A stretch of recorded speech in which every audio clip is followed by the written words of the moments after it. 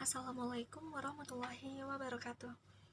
Halo semuanya, perkenalkan nama saya Siti Nurhalisa dengan NIM 14056230049 dari Prodi Pendidikan Sosiologi Fakultas Ilmu Sosial dan Hukum angkatan 2023. Nah, pada video kali ini saya akan membahas sebuah analisis pendidikan tentang satu fenomena yang dalam beberapa tahun terakhir ini muncul, berkembang, bahkan mungkin sudah menjadi bagian dari keseharian kita sebagai mahasiswa. Nah, fenomena itu adalah hadirnya ChatGPT dalam dunia pendidikan. Nah, platform yang awalnya hanya dianggap sebagai alat bantu sederhana, secara perlahan sekarang tuh berubah menjadi teknologi yang memengaruhi cara kita belajar, cara kita mengerjakan tugas, dan bahkan cara kita melihat proses pendidikan itu sendiri. Nah, kalau kita lihat ke belakang, munculnya ChatGPT ini tuh memang berawal dari kebutuhan manusia untuk mendapatkan akses informasi yang cepat, akurat, dan mudah dipahami. Namun, ketika teknologi ini masuk ke ruang-ruang belajar, dampaknya tuh ternyata jauh lebih luas daripada yang kita bayangkan. Ada mahasiswa yang merasa terbantu karena ChatGPT ini tuh bisa membantu menjelaskan materi yang sulit. Ada juga yang memanfaatkannya sebagai alat brainstorming untuk menemukan ide-ide yang mungkin tidak terpikirkan sebelumnya. Tapi, tidak sedikit pula yang memakainya untuk menyelesaikan tugas secara instan, tanpa benar-benar melalui proses belajar. Nah, di titik inilah mulai muncul perdebatan, apakah ChatGPT ini membawa manfaat yang besar bagi pendidikan atau justru membawa tantangan baru yang harus diwaspadai. Nah, pertama-tama nih, mari kita lihat dari sisi manfaatnya terlebih dahulu. ChatGPT ini tuh jelas menghadirkan kemudahan akses pengetahuan. Banyak mahasiswa yang sering menemui materi kuliah yang terasa susah, apalagi ketika dosen menjelaskan dengan cepat atau referensi yang diberikannya tuh terlalu sulit untuk diakses. Nah, ChatGPT ini tuh seringkali bisa menjelaskan ulang dengan bahasa yang lebih sederhana, lebih runtut, dan lebih mudah dipahami. Bahkan, platform ini bisa memberikan contoh, analogi, dan alternatif cara berpikir yang mungkin tidak ditemukan dalam buku-buku lainnya. Nah, dalam ChatGPT ini tuh bekerja sebagai pendamping belajar yang selalu ada 24 jam dan selalu siap membantu kita. Nah, selain itu, ChatGPT juga mendukung kreativitas mahasiswa. Banyak ide yang muncul justru ketika mahasiswa berdiskusi dengan AI, karena ChatGPT ini tuh bisa memberikan sudut pandang yang berbeda. Misalnya, saat mahasiswa ingin membuat proposal penelitian nih, makalah analisis, atau sekedar menata struktur argumennya. ChatGPT ini tuh bisa memberikan gambaran awal yang kemudian bisa dikembangkan lebih jauh. Nah, kemampuan ini tuh tentu aja membuat proses akademik berjalan lebih cepat dan terarah. Namun, di sisi lainnya, nggak bisa kita pungkiri lagi ya, bahwa kehadiran ChatGPT ini tuh juga membawa tantangan yang baru. Salah satunya adalah kecenderungan mahasiswa untuk mengandalkan jawaban yang instan.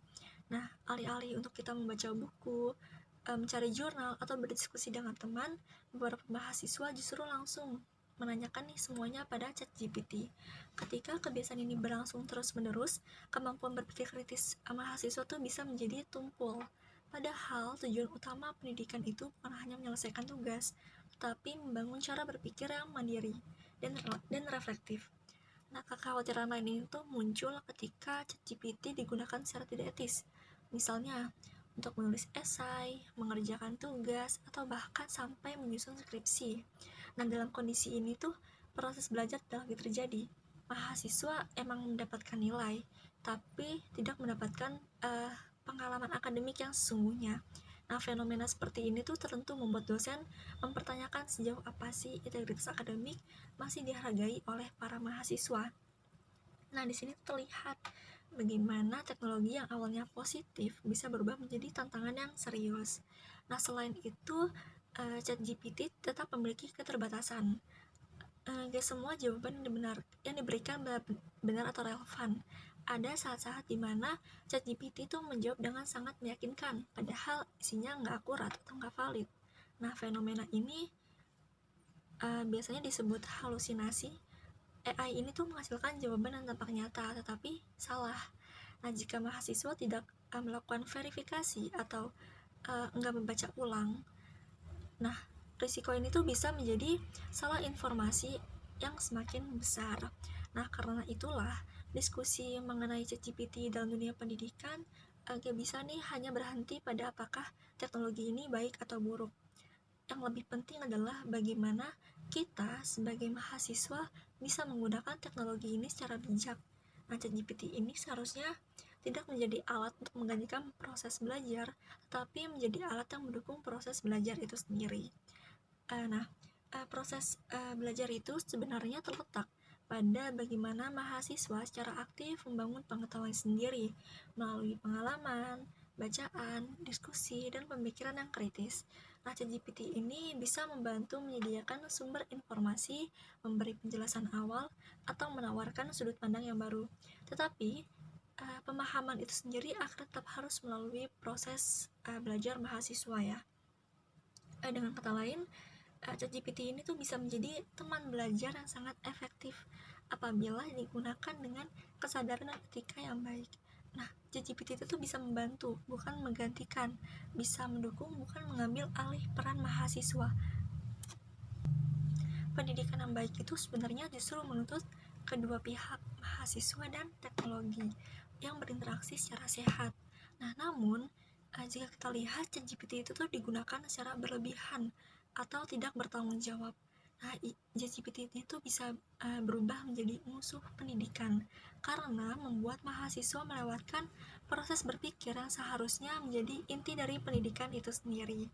Nah, dalam konteks ini peran dosen dan lembaga pendidikan tuh juga sangat penting ya, yaitu memastikan bahwa mahasiswa memahami batasan penggunaan AI serta memfasilitasi pembelajaran yang mendorong refleksi, diskusi, dan pemahaman yang mendalam.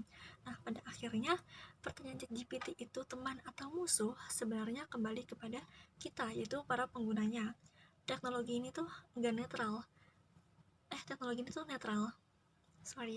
Ia tidak memiliki niat untuk merusak atau membantu. Yang menentukan arah penggunaannya adalah manusia yang berada di belakang layar.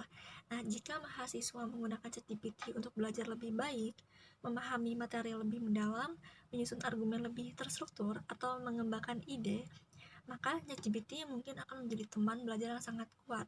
Sebaliknya, jika digunakan untuk shortcut, menghindari proses belajar, atau mengakali tugas akademik, nah maka teknologi ini justru merugikan diri kita sendiri dalam jangka yang sangat panjang. Nah, terakhir saya ingin menegaskan bahwa kehadiran ChatGPT ini tuh seharusnya tidak dilihat sebagai ancaman bagi pendidikan, tetapi sebagai tantangan sekaligus kesempatan. Nah, tantangan untuk memperkuat integritas akademik, kemampuan berpikir, dan literasi digital, sekaligus kesempatan untuk belajar dengan lebih fleksibel, lebih kreatif, dan lebih efektif. Nah, tugas kita sebagai mahasiswa yaitu menemukan titik seimbang di antara keduanya. Nah, karena pada akhirnya teknologi akan terus berkembang dan dunia pendidikan harus mampu beradaptasi tanpa kehilangan nilai-nilai dasarnya. Nah, ChatGPT ini hanya salah satu langkah awal dari transformasi besar yang akan terus berlanjut di dunia pendidikan modern. Ya, itu aja penjelasan video analisis dari saya. Terima kasih telah menonton video analisis saya.